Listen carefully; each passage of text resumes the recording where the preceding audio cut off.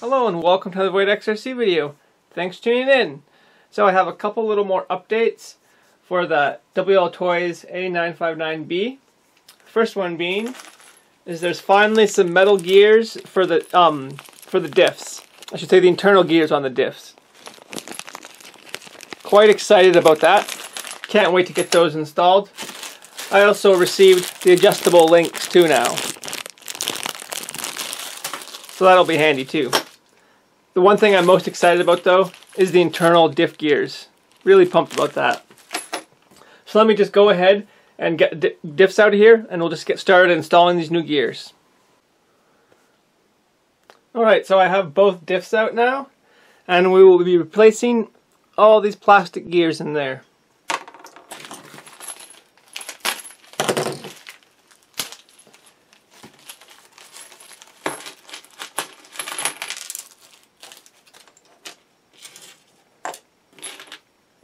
So we will not be needing to use these pieces or these. Everything else though I think we're using.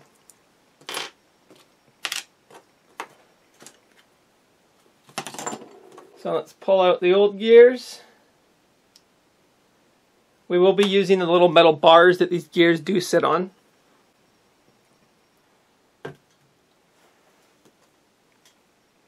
Alright, let's get some grease in here. That's probably all I will need for this. Time to get it put back together. I do want to make sure that the drive cups fit in properly.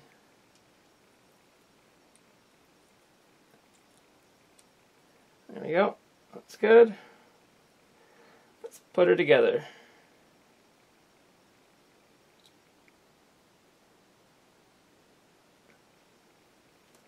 Already got one screw ready.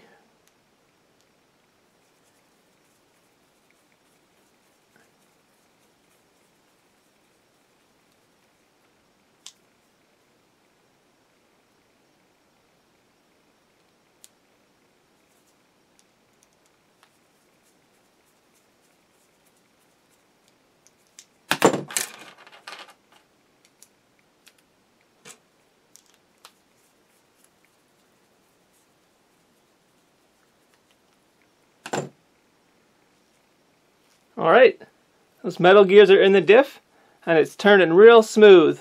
Those gears seem to fit real well in there. Very pleased with that.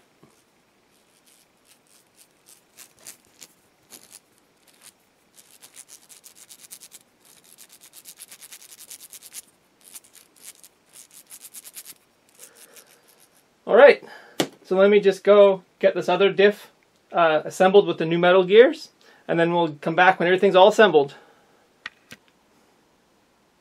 So I got all the internal metal diff gears installed. So this thing now does have a proper 100% metal drivetrain. The gears installed nice and smoothly, no problems. As you can see here, they're working nice and well. In the front too. So that went pretty nicely and smoothly. However, working on the links did not go so well. I did install 4 of the adjustable links, as you can see here. What I had to do though, was I had to grind a considerable portion off of one side here because they were rubbing on the diff casing. See if I can get you in close here to show you.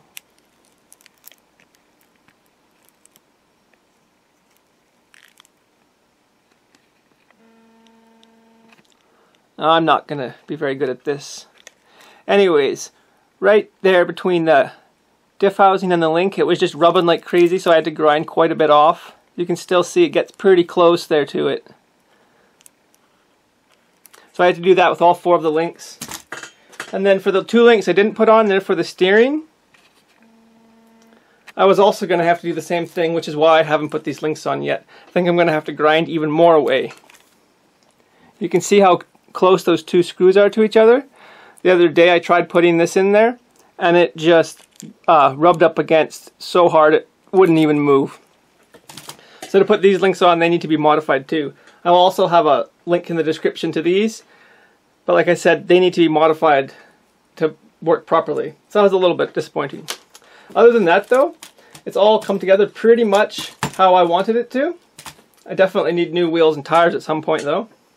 But I am quite happy with this now.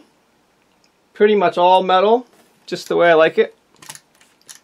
One thing is though, is I am running the brass or bronze gear on here, and it's starting to get worn down a lot because of the metal spur gear. So I think maybe 1 or 2 more runs with this thing before that pinion is basically no good. And then I will be switching to a smaller motor. Might have a higher KV rating though, but I'm not sure. But yeah, definitely this motor won't be lasting too much longer because it's just wearing down that brass pinion like crazy. So one other thing I noticed when I was working on this is one of my front drive shafts has got a pretty good bend in it, as you can see there. So I'm not sure when that happened or which one of my crashes it was that caused that, but it's not too big of a concern. I'll just try and bending it back. Can always get new drive shafts if need be. So I hope you guys enjoyed this video. Thanks for watching. If you have any comments or questions, make sure to leave them below. Thanks for watching, and I'll see you guys next time.